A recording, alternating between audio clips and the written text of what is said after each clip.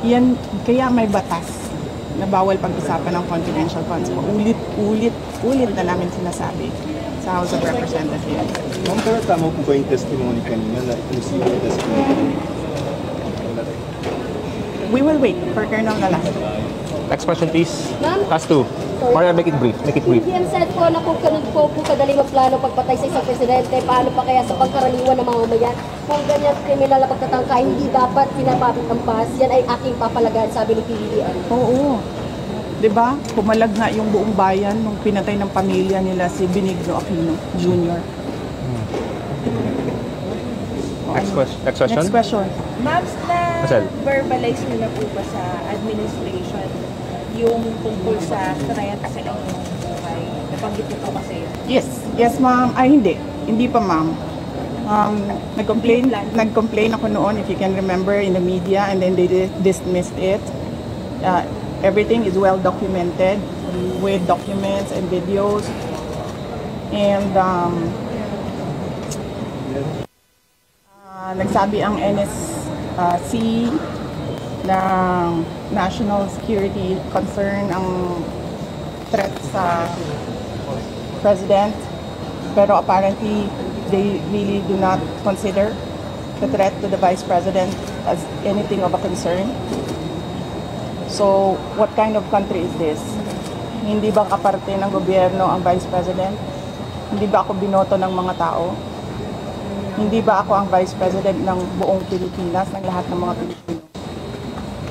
Are you taking legal action po, ma'am, dun sa threat sa inyo? Ma'am, I do not expect fairness from this government.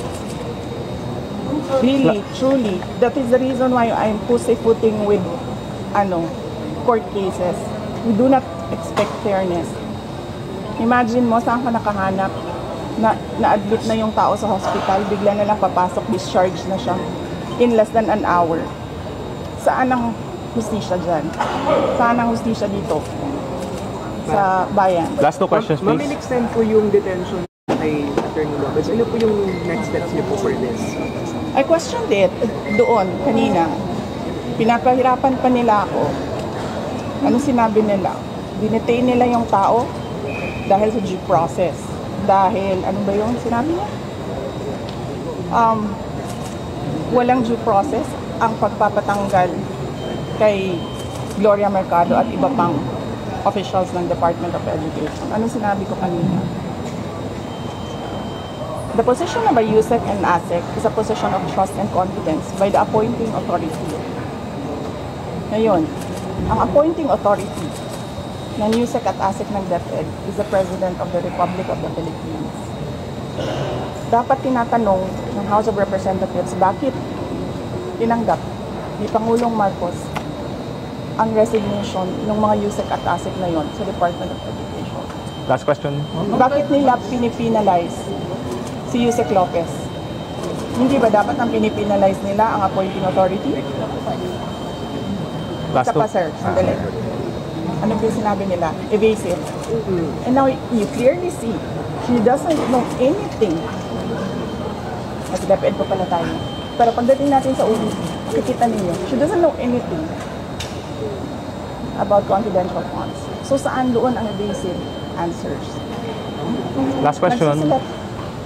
Penalize nila si Yusek Lopez for writing a letter to the Commission on Audit on the position of the Office of the Vice President regarding the release of documents regarding confidential funds. Bakit may penalize ang tao pumirma para sa isang opisina, posisyon ng opisina? Saan ang justisya dito? And ano sinabi nila kanina? Diba? Apparently, hindi nila alam ang batas. Ano sabi nila? Questionin mo na lang sa korte. Saan kami pupunta? Sa mga ginagawa sa amin. Mismong committee, alam na nilang mali yung ginagawa nila. Sasabihin lang sa amin, pumunta ka sa korte. Napakadali na sabihin nila, okay, we will set aside the detention order.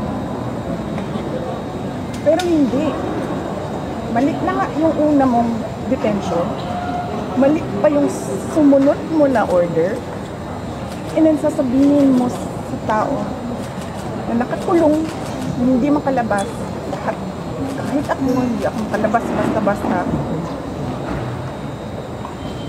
Dalhin mo yan sa korte. Tama ba yun? Kayong mga taong bayan, tanongin ko kayo, tama ba na hindi alam ng ating House of Representatives kung ano ang mga batas? Last question for that. For the sake of the personnel of the Office of the Vice President, because I clearly sinasabi ni Joel Chua na we will not recognize you without an oath. And then, I'm continuing to question the constitutionality of their rules. Pero I cannot help the personnel of the Office of the Vice President if I have no personality to speak in that hearing. So I had to take that oath. Pero,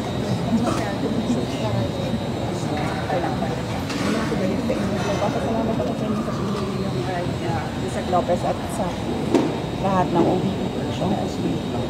Will you go up to the Supreme Court to question? Kasi may jurisprudence naman on contempt powers of Congress. And yun lang ang sinasabi ko, sir, no, parang we don't trust anyone anymore in this country. We don't expect justice anymore in this country. This is clear political harassment, this is clear political persecution. Pag-threat sa'yo, baliwala. Pag-threat sa kanila, national security. Ano ka? Konti na lang. Who's testimony for Harder? Do you think that will hold water as far as maybe pinning you down is concerned, or doesn't establish anything? If they file cases or an impeachment case, whatever case, we will answer that in the proper venue. Kung meron man silang hanap na mali doon. Basta parang nakikita mo kanina na ubus na yung tanong nila, hindi pa sila makapag-content kay Edward. Kasi nagsasabi ng totoo yung tao.